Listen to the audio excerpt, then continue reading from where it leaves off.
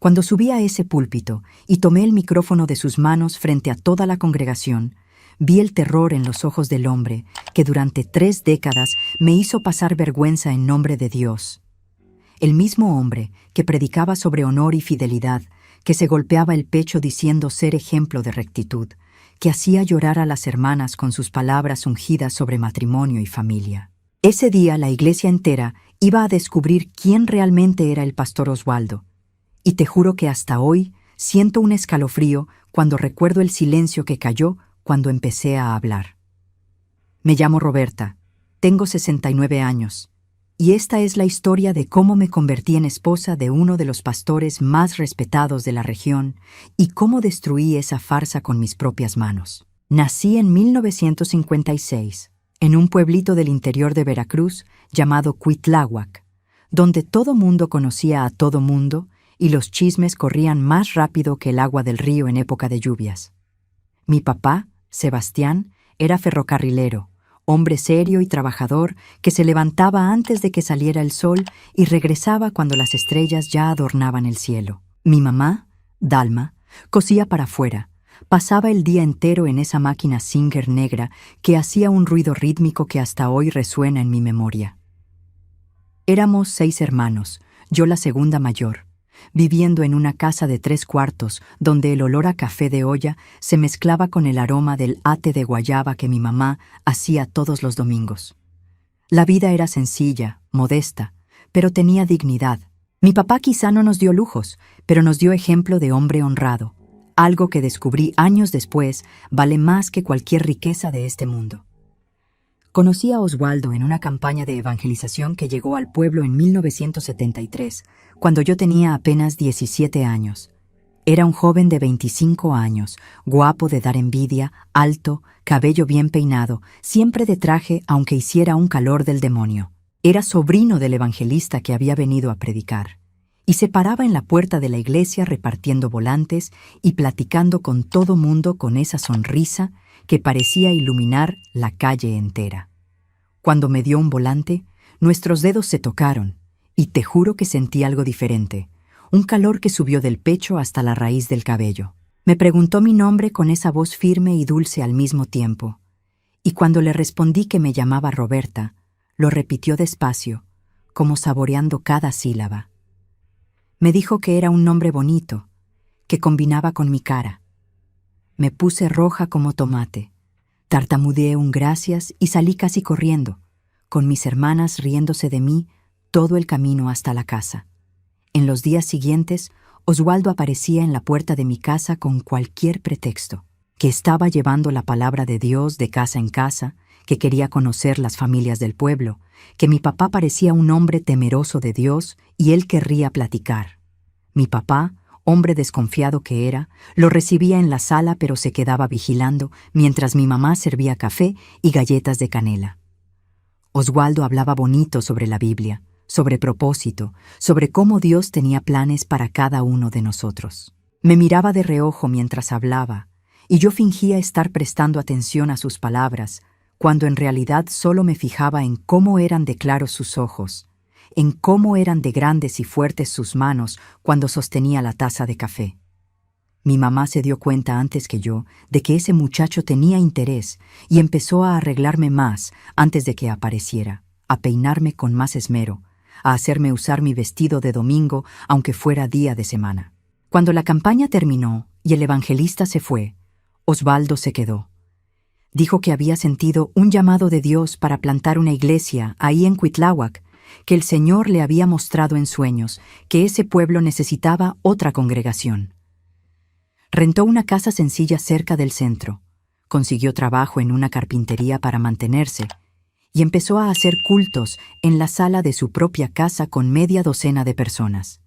Y también empezó, oficialmente, a cortejearme. Le pedía permiso a mi papá para llevarme a caminar al Zócalo, siempre con una de mis hermanas de chaperona, porque en esa época las muchachas de familia no salían solas con los muchachos. Me compraba helados en la nevería de don Joaquín, me tomaba de la mano cuando pensaba que nadie estaba viendo, me decía que había orado y Dios le había revelado que yo sería su esposa. Con 18 años, me casé con Oswaldo en una ceremonia sencilla en la iglesita que él había fundado, que ya había crecido y tenía como 50 personas asistiendo. Mi vestido lo hizo mi mamá, blanco sencillo con encaje en la orilla, y el velo era prestado de la prima de mi mamá. Oswaldo estaba guapísimo con su traje azul marino, cabello reluciente de brillantina, sonrisa que parecía partirle la cara de tan grande. Cuando dije sí frente a ese pequeño altar, pensé que estaba comenzando una vida bendecida al lado de un hombre de Dios. Qué inocente fui, qué ciega, sorda y muda fui para todas las señales que el mismo Dios había puesto en mi camino. Los primeros meses fueron buenos, no voy a mentir. Vivíamos en una casita rentada de 2 cuartos, sencilla pero arregladita, donde yo me esmeraba en la limpieza y la comida. Oswaldo trabajaba en la carpintería durante el día y en las noches preparaba sermones, estudiaba la Biblia, visitaba a los miembros de la iglesia. Era atento conmigo, me traía florecitas que recogía en el camino, me ayudaba a lavar los trastes después de la cena, me abrazaba fuerte antes de dormir. La iglesia crecía despacio, pero crecía, y la gente empezó a llamarlo Pastor Oswaldo, aunque todavía no tuviera ordenación oficial. A él le gustaba eso. Yo veía cómo le brillaban los ojos cuando alguien lo llamaba pastor, cómo inflaba un poquito el pecho, cómo su sonrisa se hacía todavía más grande. La primera vez que me sentí incómoda fue como 6 meses después de la boda. Había una hermana en la iglesia, la Julieta, mujer joven, bonita, cabello largo que se amarraba en un chongo bien hecho. Ella cantaba en el momento de alabanza. Tenía una voz linda que hacía que todos cerraran los ojos y levantaran las manos. Oswaldo empezó a pedirle que cantara en cada culto. Decía que era edificante, que el Espíritu Santo usaba esa voz para tocar corazones. Empecé a notar que él la miraba de forma diferente, que se tardaba demasiado platicando con ella después del culto, que siempre tenía algún consejo pastoral que darle justamente a ella. Cuando se lo comenté en casa, se rió de esa manera condescendiente que llegaría a odiar en los años siguientes. Me pasó la mano por la cabeza como si fuera una niña tonta y me dijo que estaba siendo celosa, que un pastor necesitaba cuidar de todas las ovejas del rebaño, que mi inseguridad era cosa del diablo tratando de meter cizaña en nuestro matrimonio. Me lo tragué, le pedí perdón por dudar de él, oré pidiéndole a Dios que quitara esos pensamientos malos de mi cabeza. Pero los pensamientos no eran malos, eran acertados. Yo simplemente no quería ver. Como 2 meses después, Julieta dejó de ir a la iglesia de la noche a la mañana. Oswaldo dijo que se había mudado a otra ciudad por motivos personales, que era triste cuando las ovejas se descarriaban del rebaño.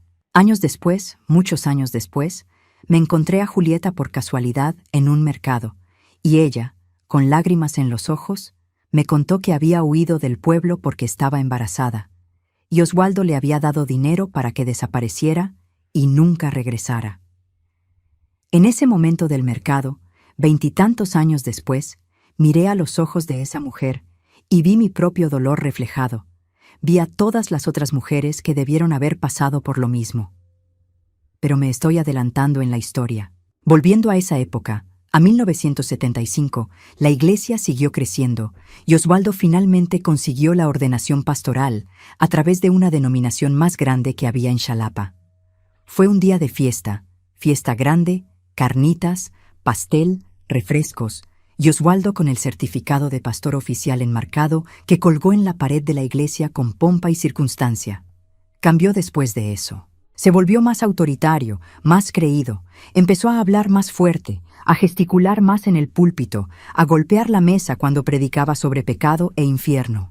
Y también empezó a corregirme más, a decir que, como esposa de pastor, yo necesitaba ser ejemplo, que mi ropa estaba muy corta, aunque me llegara abajo de la rodilla, que mi cabello necesitaba estar siempre recogido, que no podía reírme fuerte, porque eso era falta de compostura, que no debía platicar mucho con los hermanos hombres, porque podían malinterpretar.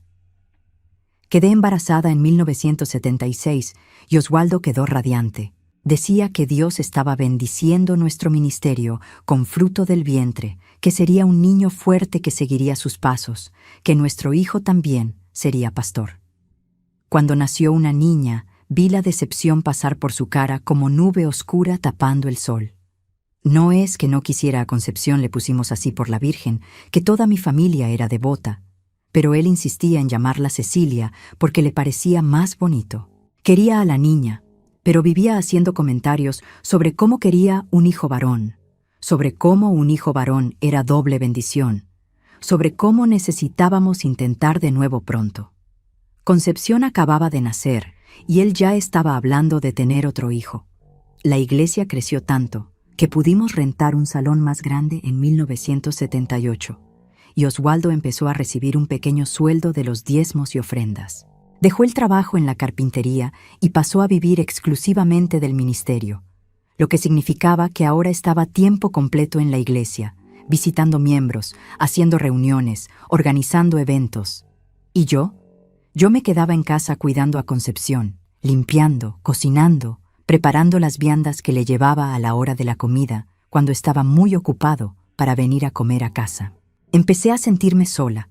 Empecé a darme cuenta de que ese hombre con quien me había casado se estaba transformando en otra persona, en alguien que ya no reconocía.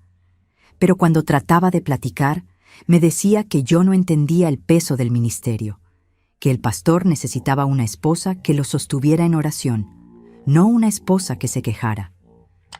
Fue en 1980 que pasó algo que debió haberme abierto los ojos de una vez. Una joven de la iglesia, Irma, hija de uno de los diáconos, quedó embarazada soltera.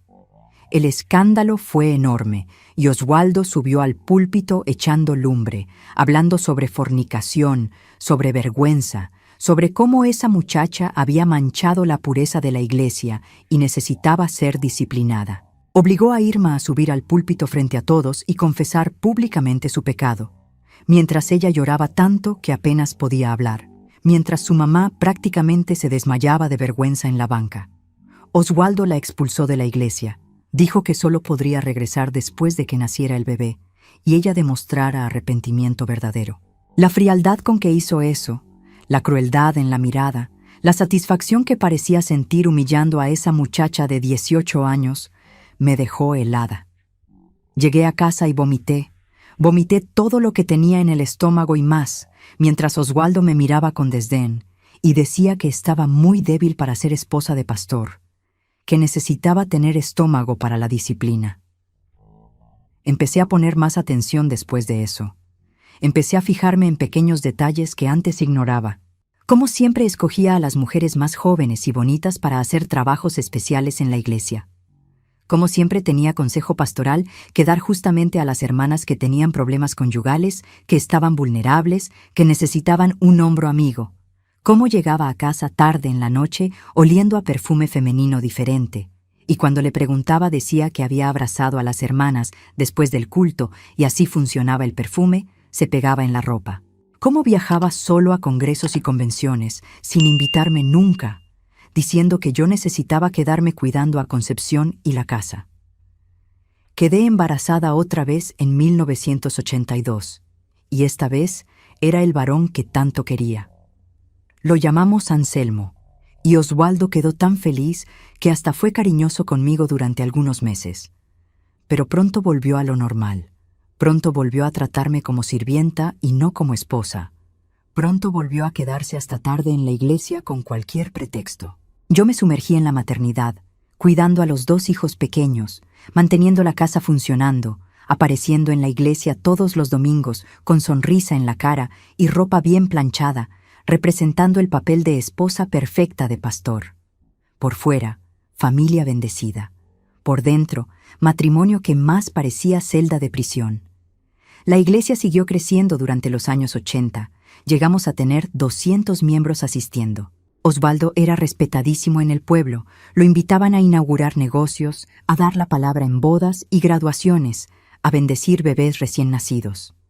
A él le encantaba esa fama, ese estatus, ese poder que tenía sobre la gente. Empezó a ponerse más exigente con su apariencia. Empezó a comprar trajes más caros con el dinero del diezmo. Empezó a hablar sobre que necesitábamos un carro, una casa propia, cosas que un pastor de iglesia en crecimiento merecía tener. Mientras tanto, yo remendaba mi ropa vieja, Ahorraba en el mercado comprando lo más barato. Hacía milagros para estirar el dinero que me daba para todo el mes. Pero lo que realmente me partió, lo que realmente empezó a matar cualquier resto de amor que todavía pudiera existir dentro de mí, fue la forma en que me humillaba públicamente. Oswaldo empezó a usar el púlpito para tirarme indirectas, para disciplinarme frente a todos sin decir mi nombre, pero todos sabiendo que era sobre mí. Predicaba sobre esposas rebeldes que no honraban al marido, sobre mujeres que no eran lo suficientemente sumisas, sobre cómo la mujer virtuosa de la Biblia se levantaba de madrugada y era la última en dormir, sobre cómo la esposa de pastor tenía que ser ejemplo en todo, y me miraba con esos ojos fríos mientras hablaba. Las hermanas de la iglesia empezaron a mirarme con lástima, con esa compasión que dolía más que cualquier cachetada, y algunas hasta empezaron a darme consejos, no pedidos, sobre cómo debía ser mejor esposa, sobre cómo debía orar más, ayunar más, consagrarme más. La gota que derramó el vaso, el momento que marca el antes y después en mi historia, pasó un domingo de 1988, día caluroso de enero que parecía derretir hasta las piedras de la banqueta.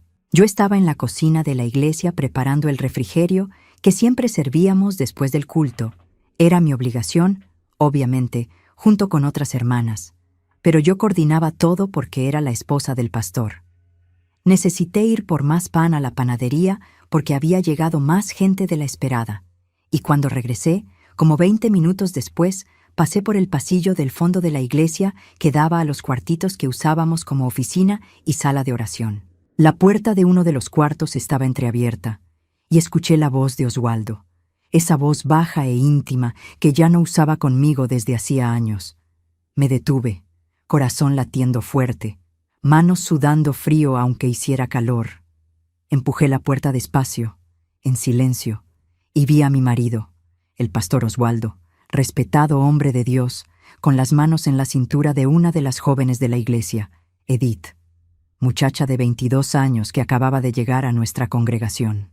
No estaban haciendo nada explícito todavía, pero la intención estaba clara como el agua la forma en que él la presionaba contra la pared, cómo ella lo miraba con esa mezcla de miedo y fascinación, cómo la mano de él subía por la costilla de ella por debajo de la blusa. Yo debía haber gritado. Debía haber hecho un escándalo, debía haber llamado a todos, debía haber desenmascarado a ese hipócrita ahí mismo. Pero ¿sabes qué hice? Cerré la puerta despacito. Regresé a la cocina con las piernas temblando y el corazón destrozado, y seguí preparando el refrigerio como si nada hubiera pasado.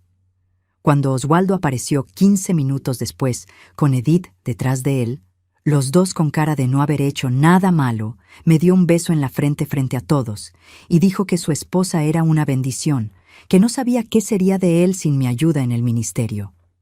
La gente sonrió. Algunos hasta dijeron, «Amén». ¿Y yo? Yo sonreí de vuelta. Esa sonrisa que había practicado por años. Esa sonrisa que escondía un abismo de dolor y humillación. Esa noche, cuando llegamos a casa, esperé a que los niños se durmieran y enfrenté a Oswaldo. Hablé tranquila, sin gritar. Conté lo que había visto. ¿Sabes qué hizo? Se rió.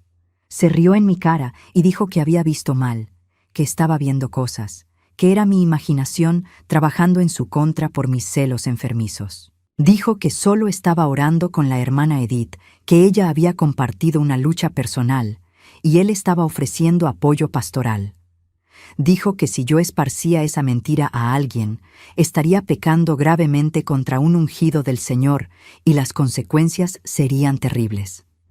Dijo que yo debería tener vergüenza de acusar a mi propio marido, que estaba siendo usada por el diablo para tratar de destruir el ministerio que Dios le había dado. Y terminó diciendo que estaba loca, que estaba necesitando ayuda espiritual, que iba a pedirles a los hermanos que oraran por mí, porque claramente estaba bajo ataque espiritual. Le creí, o fingí creerle, o quise creerle, porque la alternativa era admitir que había desperdiciado 10 años de mi vida con ese hombre. En los años siguientes, me volví la sombra de quien era.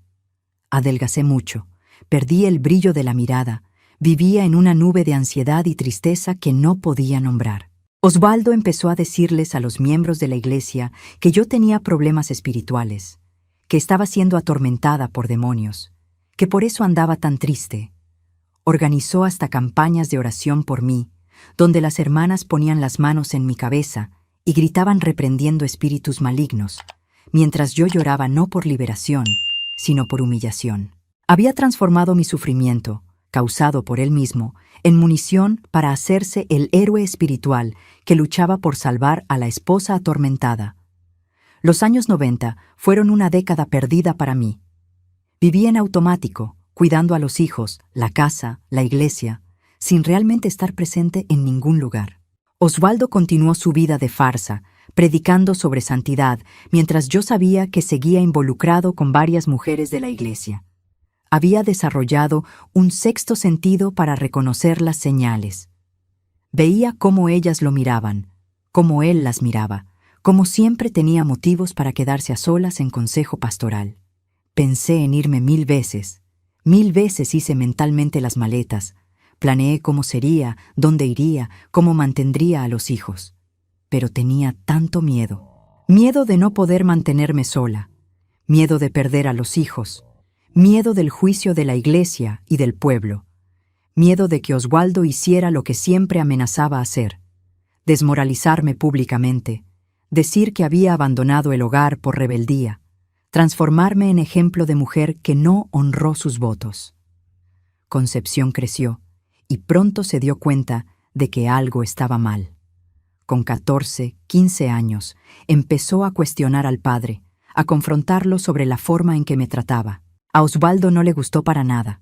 Empezó a ser duro con ella, a controlarla excesivamente, a usar la Biblia como arma para mantenerla sumisa. Le prohibió cortarse el cabello, usar pantalones, escuchar música que no fuera gospel, tener amigos fuera de la iglesia. Concepción se rebeló como podía, con pequeñas actitudes de desafío que dejaban furioso a Osvaldo. Anselmo, por otro lado, estaba siendo moldeado para ser copia del padre. Osvaldo lo llevaba a todos lados, le enseñaba a predicar, decía que también sería pastor, que continuaría el legado. Yo veía a mi hijo absorbiendo esos valores distorsionados y no podía hacer nada para impedirlo. En 1998 pasó algo que me dio un destello de que tal vez no estaba completamente loca, de que mi percepción era correcta. Edith, esa misma joven que había visto con Osvaldo 10 años antes, regresó a Cuitláhuac después de años viviendo en la Ciudad de México. Me buscó una tarde, apareció en mi casa cuando sabía que Osvaldo no estaba. Nos sentamos en la cocina, tomamos café, y ella, con lágrimas corriéndole por la cara, me pidió perdón.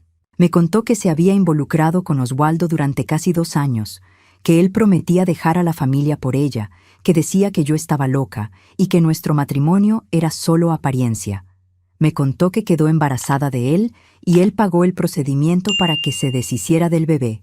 Después la mandó lejos con dinero y amenazas de que si contaba algo, él destruiría su reputación.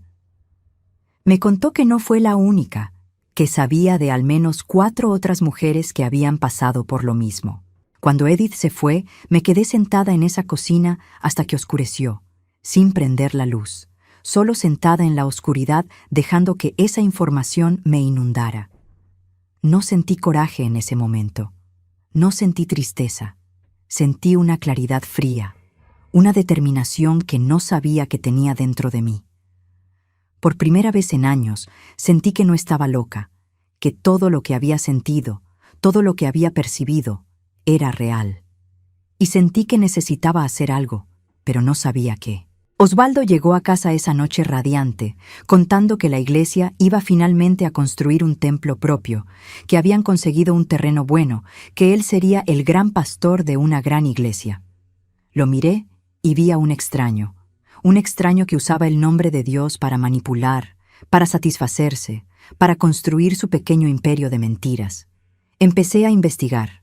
Discretamente, cuidadosamente, empecé a juntar información. Hablé con algunas mujeres que había visto alejarse de la iglesia de repente a lo largo de los años.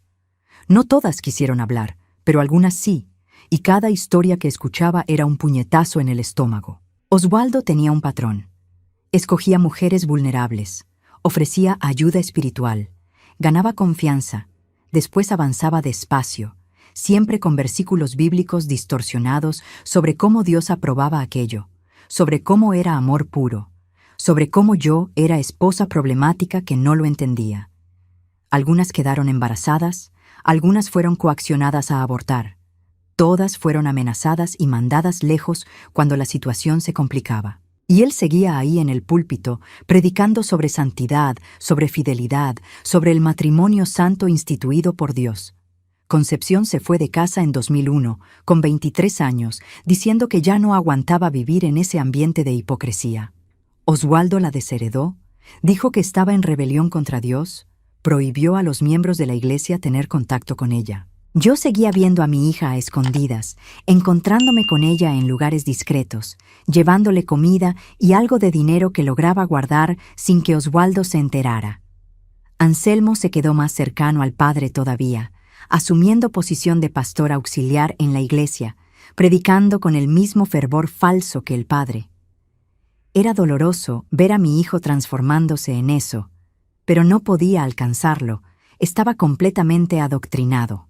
La iglesia nueva quedó lista en 2003, un edificio bonito, grande, con capacidad para 500 personas. Oswaldo estaba en su apogeo, conocido en toda la región, invitado a predicar en otras iglesias, llamado apóstol por algunos. Su arrogancia no tenía más límites. Me trataba como nada, ni me miraba bien ya.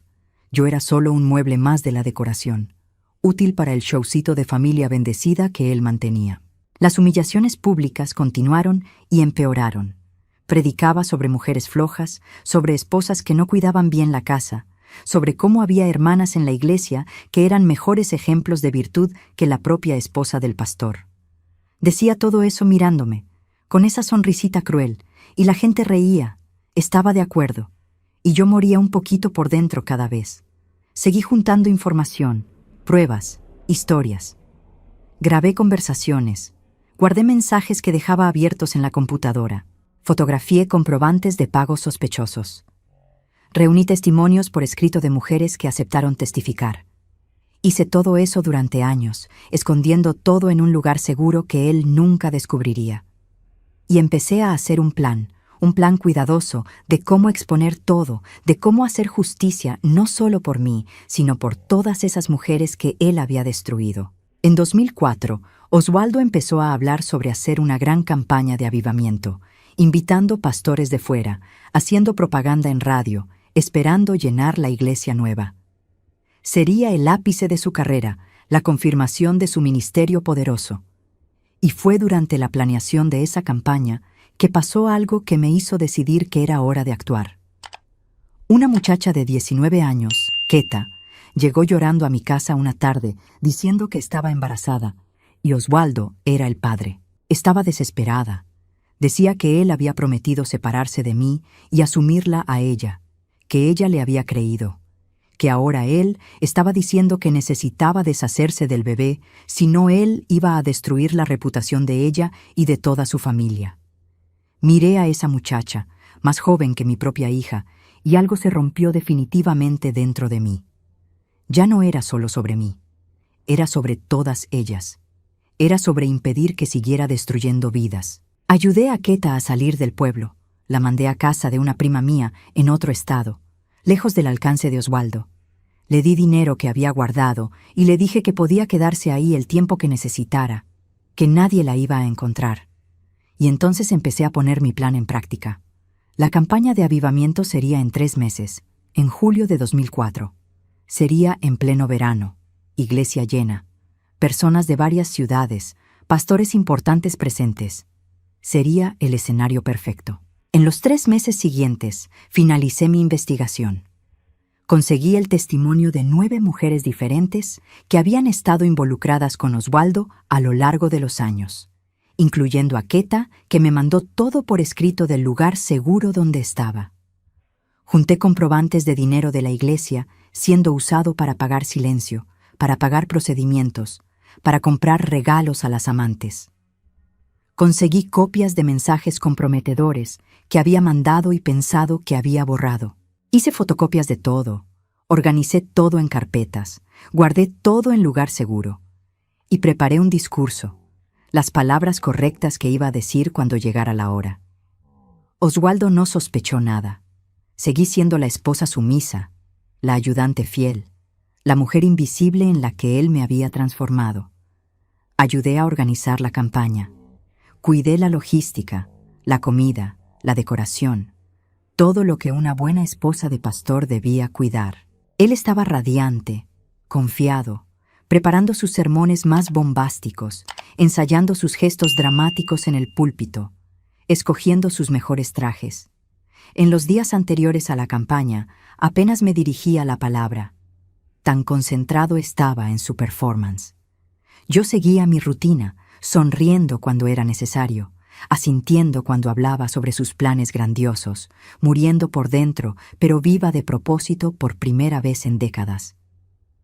Concepción sabía de mi plan. Se lo había contado, le mostré todas las pruebas, y ella había llorado tanto, tanto, diciendo que siempre supo que el padre era falso, pero nunca imaginó esa dimensión de podredumbre.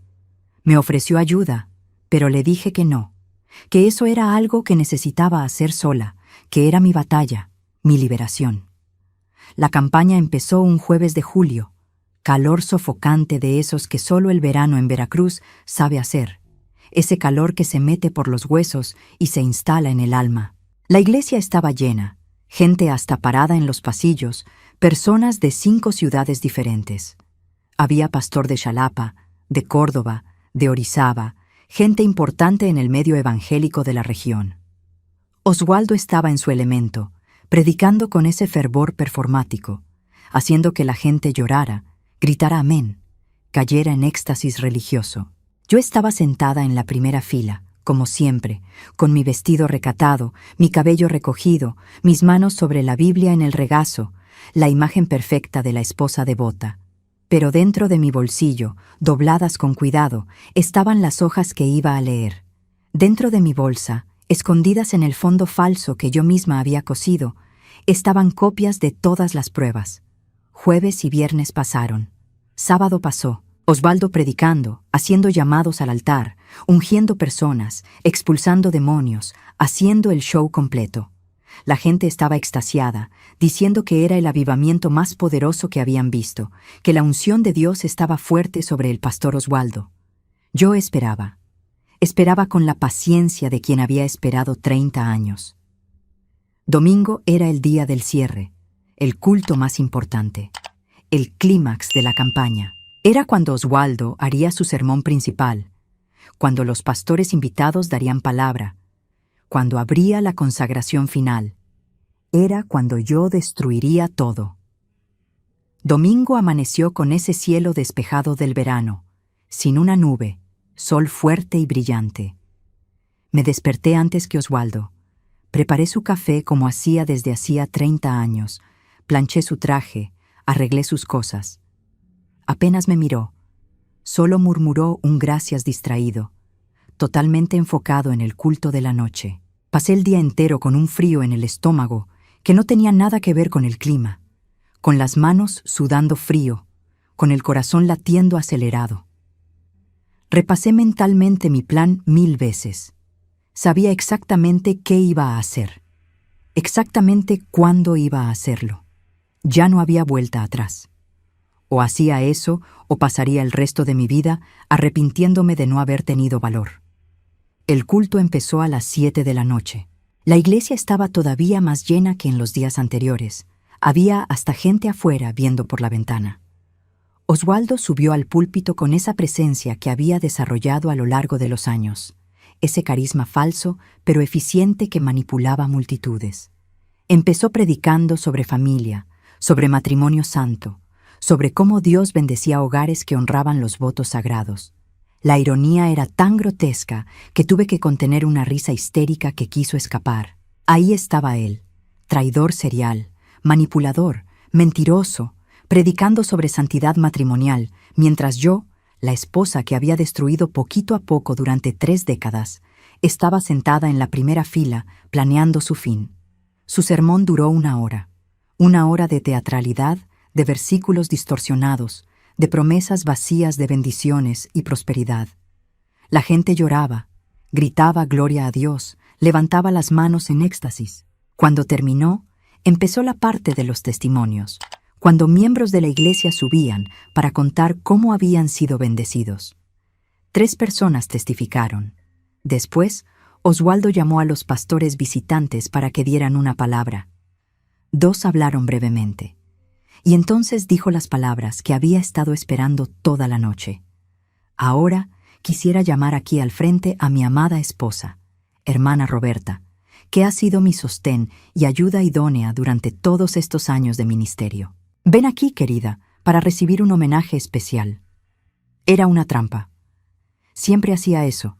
Me llamaba al frente en momentos importantes para mostrar a la esposa sumisa, para dar un barniz de familia bendecida a su show.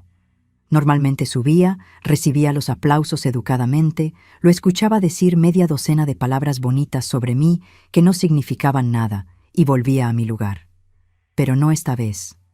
Me levanté despacio, tomé mi bolsa, sentí el peso de las pruebas dentro de ella. Caminé hasta el púlpito con las piernas temblando pero firmes. Subí los 3 escalones que llevaban al escenario. Oswaldo me esperaba con esa sonrisa ensayada, los brazos abiertos para abrazarme frente a todos. Me desvié de su abrazo. Me quedé de frente al micrófono, de frente a esa multitud de 500 personas que me miraban expectantes. Oswaldo frunció el ceño, confundido. Intentó quitarme el micrófono de la mano, pero me alejé. «Querida, ¿qué estás haciendo?», susurró con ese tono de amenaza velada que conocía tan bien. No respondí. Miré a esa multitud, respiré hondo y empecé a hablar. Me llamo Roberta, tengo 48 años y hace 30 años estoy casada con el pastor Oswaldo. Hoy, frente a todos ustedes, de todos estos pastores respetados que vinieron de lejos, de todos los miembros de esta iglesia que él fundó, voy a contar la verdad sobre quién es el hombre que ustedes llaman hombre de Dios. El silencio que cayó fue ensordecedor. Oswaldo se puso blanco. Intentó quitarme el micrófono de nuevo, pero me alejé más. «Roberta, estás loca. Bájate de ahí ahora». Habló fuerte, pero su voz temblaba. «No, Oswaldo, me quedé callada demasiado tiempo. Aguanté tus humillaciones demasiado tiempo. Fingí no ver tus traiciones demasiado tiempo. Pero se acabó. Hoy se acaba». Empecé a sacar los papeles de la bolsa, todas las pruebas cuidadosamente organizadas. La gente en la iglesia empezó a murmurar, un murmullo confuso de shock y curiosidad. Durante estos 30 años, continué, mi voz volviéndose más firme con cada palabra. Este hombre que predica sobre santidad destruyó la vida de al menos 9 mujeres con las que conseguí contacto. 9 mujeres que sedujo usando su posición de autoridad espiritual, prometiendo amor eterno, hablando sobre cómo Dios le había revelado que ellas eran su verdadera alma gemela. 9 mujeres que embarazó y después forzó a hacerse procedimientos para deshacerse de los niños. 9 mujeres que mandó lejos con amenazas y dinero del diezmo de ustedes. Dinero que debería ser usado para la obra de Dios, pero fue usado para comprar silencio. Oswaldo intentó arrancarme el micrófono con fuerza esta vez, pero Anselmo, mi hijo, que estaba al lado del púlpito, sostuvo el brazo del padre. Miré a mi hijo y vi lágrimas corriéndole por la cara. Él sabía. Alguna parte de él siempre lo había sabido. Tengo aquí, levanté los papeles, testimonios escritos y firmados de esas mujeres. Tengo copias de mensajes que mandó. Tengo comprobantes de pagos sospechosos. Tengo pruebas de que este hombre es un fraude completo, un mentiroso que usa el nombre de Dios para satisfacer sus deseos más bajos. La iglesia explotó en ruido. Gente gritando, gente llorando, gente levantándose confundida. Los pastores visitantes en el escenario estaban boquiabiertos, sin saber cómo reaccionar. Oswaldo había caído de rodillas, las manos en la cara, los hombros sacudiéndose. No sé si realmente estaba llorando o si era otro de sus trucos teatrales. Ya no me importaba. Me quedé callada. Mi voz ahora estaba alta, firme, sin temblor alguno, porque tenía miedo. Miedo de no poder sobrevivir sola. Miedo de perder a mis hijos. Miedo del juicio de ustedes. Pero hoy, viendo a otra muchacha siendo manipulada por él, una muchacha de la edad de mi hija, decidí que ya no puedo ser más cómplice de este horror. Ya no puedo fingir que este matrimonio es bendecido cuando es una mentira del principio al fin. Empecé a leer fragmentos de los testimonios, nombres omitidos para proteger a las víctimas, pero detalles suficientes para no dejar duda alguna. Cada frase que leía era una estocada. Cada historia era un golpe fatal en la reputación que Oswaldo había construido durante décadas. Leí sobre Julieta, que huyó embarazada en 1975. Sobre Edith, que manipuló durante 2 años. Sobre Irma, que humilló públicamente mientras escondía sus propios pecados. Sobre todas las otras, una lista de dolor y destrucción que había dejado por el camino. La gente en la iglesia estaba en shock total, algunas llorando, algunas con coraje, algunas tratando de salir pero impedidas por lo lleno que estaba. Este hombre, señalé a Oswaldo que seguía de rodillas, me humilló públicamente durante 30 años. Usó el púlpito para desmoralizarme, para hacerme sentir que no servía, que no era lo suficientemente buena. Les dijo a ustedes que yo tenía problemas espirituales, que estaba bajo ataque de demonios, cuando lo que tenía era depresión por vivir con un mentiroso. Hizo que ustedes oraran para expulsar demonios de mí, cuando quien necesitaba liberación era él. Mi voz se quebró un poco, pero continué. Yo amé a este hombre. Le creí. Sacrifiqué todo por él. Y me pagó con traición tras traición, con humillación tras humillación. Pero ya no más. Hoy se acaba. Hoy cae del pedestal falso donde ustedes lo pusieron. Oswaldo finalmente se levantó, la cara roja de coraje o vergüenza, o las dos cosas. Intentó hablar, pero su voz salió estrangulada. Está mintiendo, está poseída, está siendo usada por el diablo para destruir la obra de Dios. Pero nadie le estaba creyendo. El murmullo en la iglesia se había convertido en un rugido de indignación. Algunas mujeres gritaban que siempre sospecharon, algunas lloraban recordando amigas que habían desaparecido de repente, algunos hombres amenazaban con subir al escenario para agredir a Oswaldo. Los pastores visitantes trataban de calmar la situación, pero era imposible contener esa explosión de emociones. Tengo copias de todas estas pruebas, grité por encima del ruido, y las voy a dejar aquí al frente para quien quiera verlas. Voy a dejar también el nombre de un abogado que está dispuesto a ayudar a cualquier mujer que quiera hacer denuncia formal, porque esto no puede quedarse solo en esta iglesia. Lo que este hombre hizo es delito, es abuso de poder, es manipulación, es destrucción de vidas, y necesita tener consecuencias. Bajé del púlpito, puse las carpetas con las pruebas en una mesa al frente y caminé hacia la salida. La gente se apartaba para dejarme pasar, algunos mirándome con lástima, algunos con admiración, algunos todavía muy confundidos para procesar lo que acababa de pasar. Concepción me esperaba en la puerta. Había venido al culto escondida para darme apoyo si lo necesitaba. Nos abrazamos fuerte, tan fuerte que dolió, y ella susurró en mi oído, «Fuiste tan valiente, mamá, tan valiente». Salimos juntas de la iglesia, mientras adentro continuaba el caos.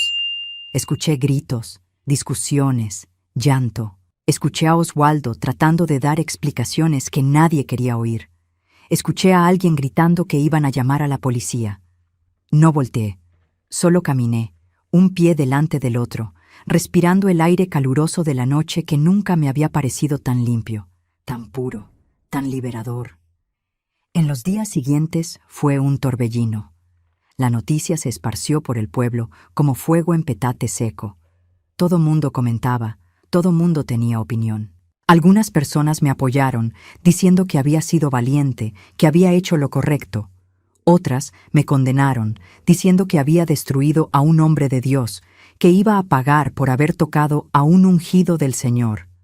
La iglesia entró en crisis profunda. La mitad de los miembros se salió, indignados con Oswaldo.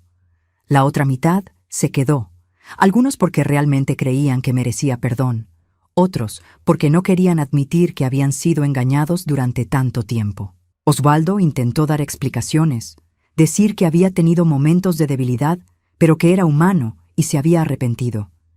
Pero las pruebas eran tantas, tan detalladas, tan devastadoras, que era imposible negar. 3 de las mujeres de los testimonios decidieron hacer denuncia formal. El proceso legal fue largo, doloroso, exponiendo todavía más toda la podredumbre. Osvaldo perdió su credencial de pastor, fue expulsado de la denominación, se volvió persona non grata en el medio evangélico. La iglesia que construyó fue asumida por otro pastor y con el tiempo se fue recuperando, pero nunca más tuvo el mismo tamaño o influencia. Osvaldo intentó empezar de nuevo en otra ciudad, pero la historia lo siguió. Intentó abrir otra iglesia, pero ya nadie confiaba en él. Acabó trabajando en empleos comunes, lejos de los reflectores que tanto amaba. Pedí el divorcio 2 meses después de ese domingo fatídico. Osvaldo no lo contestó, sabía que no podía. La separación fue rápida. No quise nada de él, ni dinero, ni bienes. Solo quería mi libertad.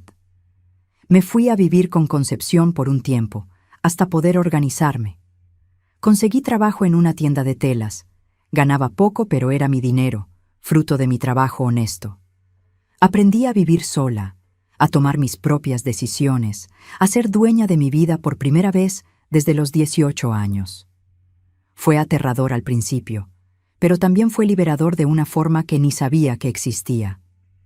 Anselmo tuvo un camino difícil. Vio al padre que idolatraba ser desenmascarado de la peor forma posible. Entró en depresión profunda, cuestionó todo lo que creía, se alejó de la iglesia completamente por unos años. Pero con el tiempo, con terapia, con pláticas honestas conmigo y con Concepción, empezó a sanarse. Hoy trabaja en un área completamente diferente, lejos de la religión, construyendo su propia vida basada en valores reales y no en hipocresía performática. Tenemos una relación buena, honesta, él reconoce lo que hizo el padre y me apoya. Concepción se convirtió en mi mejor amiga. Hoy tiene 48 años, está casada con un hombre bueno que la respeta, tiene 2 hijos lindos. Ella dice que mi actitud ese domingo cambió su vida también. Mostró que era posible liberarse de situaciones opresivas, que valentía no es ausencia de miedo sino actuar a pesar del miedo. Trabaja en una organización que ayuda a mujeres en situaciones de violencia doméstica y dice que fue mi historia la que inspiró esa elección profesional. Algunas de las mujeres que Osvaldo destruyó también se contactaron conmigo después. Nos volvimos una red de apoyo unas para otras, compartiendo nuestras historias, nuestros dolores, pero también nuestras victorias y reconstrucciones. Ver a esas mujeres levantarse, reconstruir sus vidas, encontrar felicidad después de tanto dolor, fue una de las cosas más gratificantes de mi vida. No hicimos nada formal, no creamos grupo organizado ni nada así, pero nos encontramos a veces, intercambiamos mensajes, nos recordamos unas a otras que sobrevivimos y que somos más fuertes de lo que imaginábamos. Hoy, a los 69 años, miro hacia atrás y veo claramente cómo desperdicié 30 años de mi vida en un matrimonio que fue mentira desde el principio. Veo cómo fui ingenua, cómo permití ser manipulada, cómo acepté migajas cuando merecía un banquete. Pero también veo que logré salir, que tuve valor cuando importaba, que no morí siendo cómplice de ese hombre horrible. Los últimos 21 años de mi vida, desde ese domingo de julio de 2004, fueron los mejores años que he vivido. No porque fueron fáciles, no lo fueron. Fueron duros, a veces solitarios, llenos de desafíos. Pero fueron míos, fueron auténticos, fueron vividos en libertad. Osvaldo todavía está vivo, vive en algún lugar del interior, trabaja no sé haciendo qué. No tengo contacto con él, no quiero saber de su vida. A veces me entero por terceros que intenta acercarse a los hijos, pero tanto Anselmo como Concepción mantienen distancia. Perdió todo, la reputación, la iglesia, la familia, el respeto. ¿Y yo? Yo gané todo, la libertad, la dignidad, la paz, el respeto por mí misma. Hay gente que me pregunta si me arrepiento de haberlo expuesto públicamente de esa forma, si no hubiera sido mejor haber salido callada, haberme divorciado en silencio, haber dejado que siguiera con su farsa. Mi respuesta siempre es la misma. No, no me arrepiento ni un poquito. Ese hombre estaba destruyendo vidas, usando el nombre de Dios para satisfacer su ego enfermo y sus deseos egoístas. Si me hubiera salido callada, ¿cuántas otras mujeres hubiera destruido? ¿Cuántas otras muchachas vulnerables hubiera manipulado? ¿Cuántas otras vidas hubiera arruinado? No, necesitaba hacer eso. No solo por mí, sino por todas ellas, y por todas las que vendrían después si alguien no lo paraba. Aprendí muchas cosas en todos estos años. Aprendí que título religioso no hace santo a nadie. Aprendí que las personas más ruidosas sobre moral generalmente son las que más tienen que esconder. Aprendí que los manipuladores usan su posición de poder y confianza para hacer el mal, y lo hacen sistemáticamente, con método, con frialdad. Aprendí que denunciar no es falta de perdón, es acto de valentía y de protección a las futuras víctimas. Aprendí que el silencio de las víctimas solo sirve para proteger a los agresores. Aprendí que nunca es tarde para empezar de nuevo, para liberarse, para escoger dignidad en vez de confort falso. Y aprendí que perdonar no significa olvidar ni significa permitir que el abuso continúe. ¿Yo perdoné a Oswaldo? Depende de lo que entiendas por perdón. Ya no cargo coraje, no me la paso pensando en lo que me hizo, no dejo que siga ocupando espacio en mi cabeza y en mi corazón. En ese sentido, sí, perdoné.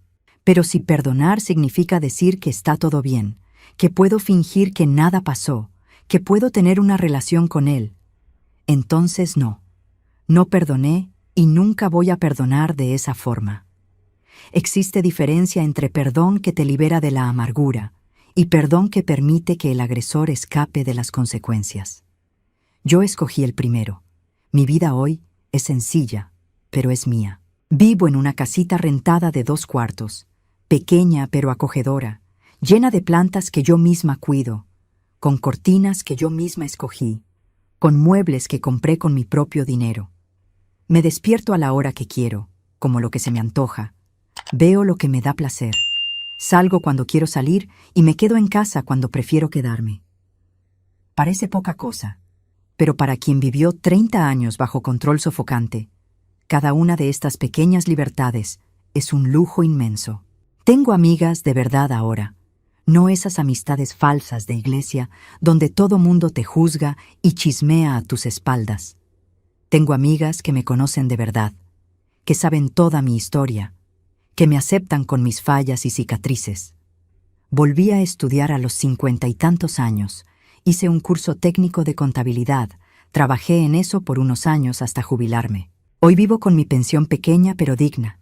Complemento haciendo unos trabajitos de costura porque aprendí con mi mamá, y es algo que siempre me gustó. Hago la ropa de mis nietas, arreglo ropa de los vecinos, bordo manteles para vender en las ferias de artesanías del pueblo. No me hago rica con eso, pero me siento útil, productiva, y el dinero extra ayuda a dar unos regalos a los nietos, a viajar de vez en cuando para visitar a Concepción, que vive en otra ciudad. La relación con la fe cambió completamente. No regresé a la iglesia evangélica. No podría. Hasta tengo una Biblia en casa, leo de vez en cuando. Pero ya no aguanto al pastor predicando.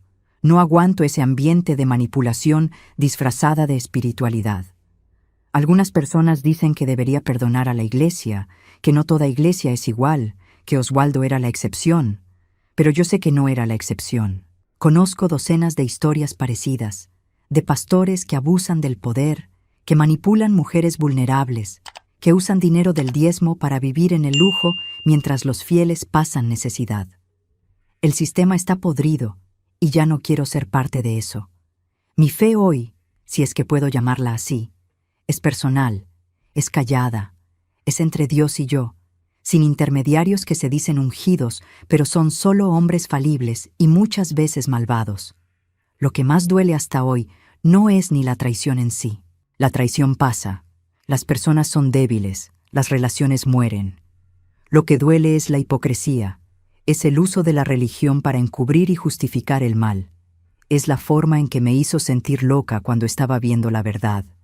Es como usó la Biblia como arma para mantenerme sumisa y callada. Transformó algo que debería ser fuente de consuelo y esperanza en herramienta de tortura psicológica. Eso es lo que no puedo olvidar. Eso es lo que todavía me deja con coraje, a veces cuando pienso mucho en el asunto. Pero, ¿sabes qué es chistoso? Soy feliz ahora, genuinamente feliz, de una forma que nunca fui durante esos 30 años de matrimonio. Me despierto en la mañana sin ese peso en el pecho, sin ese miedo constante de hacer algo mal, de desagradar, de ser humillada.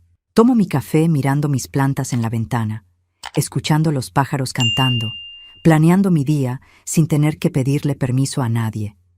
Es una felicidad callada, sin fuegos artificiales, pero es real, es sólida, es mía. La gente a veces me pregunta si no tengo miedo de morir sola, si no me arrepiento de no haber intentado otra relación después del divorcio. La verdad es que sí intenté. Salí con algunos hombres a lo largo de los años, conocí gente interesante, gente buena, pero descubrí que después de 30 años de matrimonio tóxico, necesitaba estar sola por un tiempo. Necesitaba conocerme sin ser definida por la presencia o aprobación de un hombre. Y ese tiempo se extendió, y hoy, a los 69 años, estoy bien así. Tengo a mis hijos, mis nietos, mis amigas, mi casita, mi rutina. No me hace falta tener un hombre en mi vida. Tal vez me quedé con miedo de confiar de nuevo. Tal vez me di cuenta de que no necesito pareja para estar completa. Sea cual sea el motivo, estoy en paz con esa decisión. ¿Qué le diría a una mujer que está viviendo lo que yo viví? Le diría que escuche su intuición. Cuando sientes que algo está mal, probablemente está mal. No dejes que nadie te convenza de que estás loca, de que estás viendo cosas, de que estás siendo celosa sin motivo. Tus instintos te están protegiendo. Le diría que junte pruebas si puede, pero que no espere tener pruebas perfectas para tomar acción. Le diría que es mejor salir y reconstruir desde cero que quedarse y morir poquito a poco por dentro. Le diría que es más fuerte de lo que imagina, que va a lograr sobrevivir sola aunque piense que no va a poder, que la libertad vale cualquier dificultad financiera o social que venga con ella. Le diría que exponer al abusador no es venganza, es justicia y protección para las próximas víctimas. Y le diría que nunca es demasiado tarde para empezar de nuevo, que puede tener 40, 50, 60 años y aún así merece y puede tener una vida mejor. Anselmo me dijo una vez, unos años después de todo, que se acordaba de cosas pequeñas de la infancia que ahora tenían sentido. Se acordaba de verme llorando sola en la cocina y del padre diciéndole que mamá estaba triste porque tenía problemas espirituales. Se acordaba de escuchar discusiones tarde en la noche donde el padre gritaba y yo me quedaba callada. Se acordaba de verme cada vez más apagada, más triste, más ausente. Dijo que se sentía culpable por no haber hecho nada, por haberse quedado del lado del padre, por haber creído las mentiras. Yo le dije que no tenía culpa ninguna, que era niño siendo manipulado por un adulto en posición de poder, que el mismo padre era víctima de la manipulación de Osvaldo. Le dije que lo importante era que ahora veía la verdad, que había roto el ciclo, que no iba a repetir esos patrones con sus propios hijos. Y no los repitió.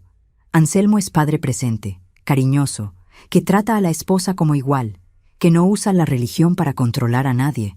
Verlo siendo el tipo de hombre que el padre nunca fue es una de mis mayores alegrías. Ver a mis nietos creciendo en una casa donde no hay gritos, no hay humillación, no hay hipocresía, me hace sentir que valió la pena haber tenido valor ese domingo de julio.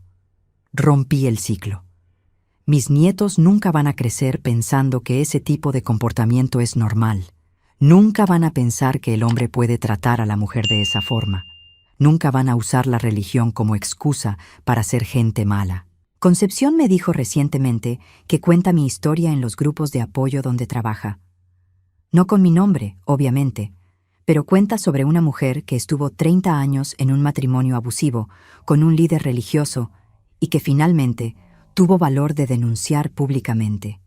Dijo que mi historia inspira a otras mujeres a tomar acción, a no esperar tanto tiempo como yo esperé, a no tolerar ni la primera señal de abuso. Me dio pena cuando me contó eso. No me veo como inspiración para nadie. Todavía me culpo por haber tardado tanto en reaccionar. Pero ella dijo que justamente por haber tardado tanto es que mi historia resuena, porque muestra que nunca es demasiado tarde, que incluso después de décadas todavía puedes liberarte. Hay noches que todavía tengo pesadillas. Sueño que estoy de vuelta en esa iglesia, sentada en la primera fila, escuchando a Oswaldo humillarme del púlpito, y yo queriendo gritar pero ningún sonido sale de mi boca.